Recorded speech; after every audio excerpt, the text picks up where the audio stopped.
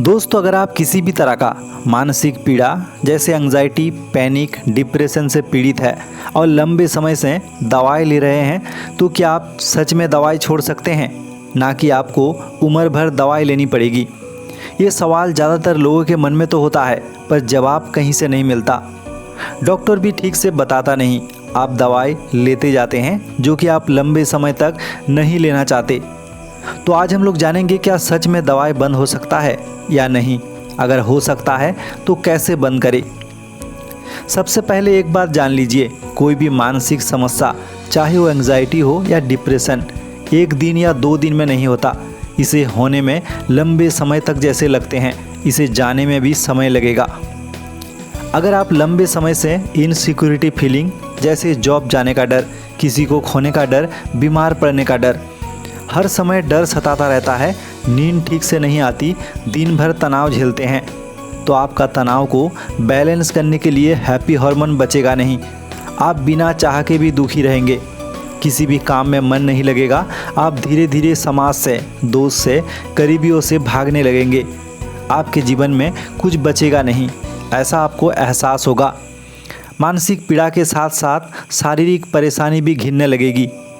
कोई भी तनावपूर्ण हालात में एक नॉर्मल व्यक्ति को जितना कष्ट होता है, इमोशनल पेन होता है, आपको उससे 10 गुना होगा।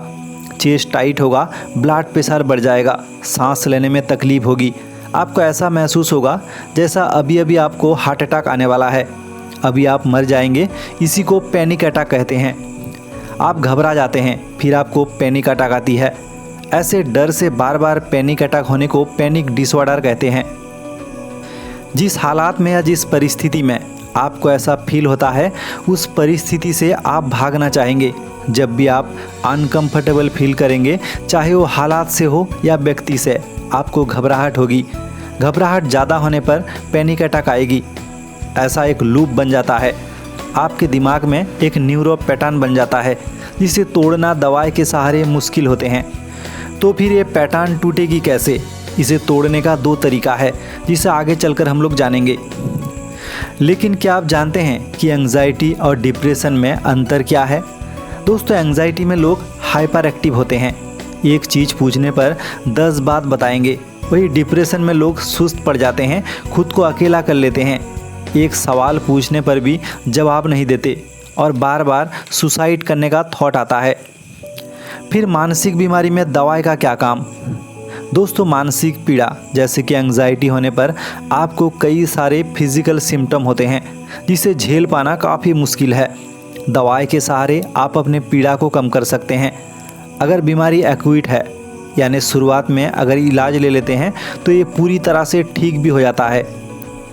लेकिन बीमारी अगर गहरी है, सीवियर है, तो दवाई डॉक्टर लंबे समय तक प्रिस्क्राइब करते हैं, जब तक आपका लक्षण यानी सिम्टम गायब ना हो जाए। लेकिन दुख की बात यह है कि ऐसा बेहद कम पेशेंट के साथ होता है।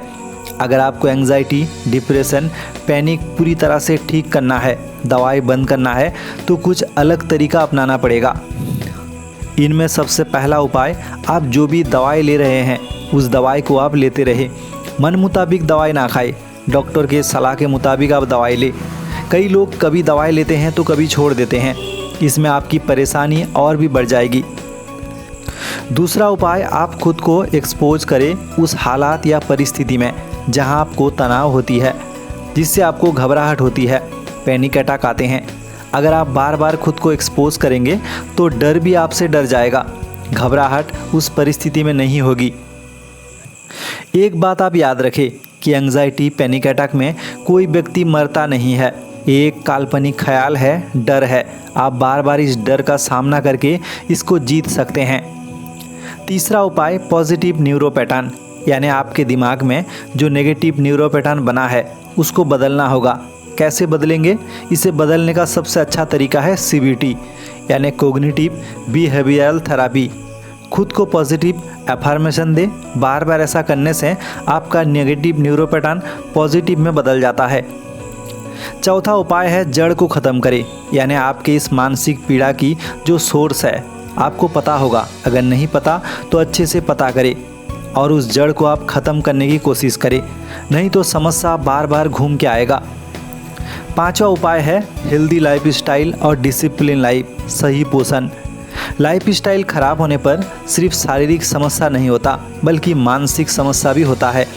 अगर जीवन में बहुत सारा तनाव है तो तनाव को आप रोक नहीं सकते, इसे मैनेज कर सकते हैं।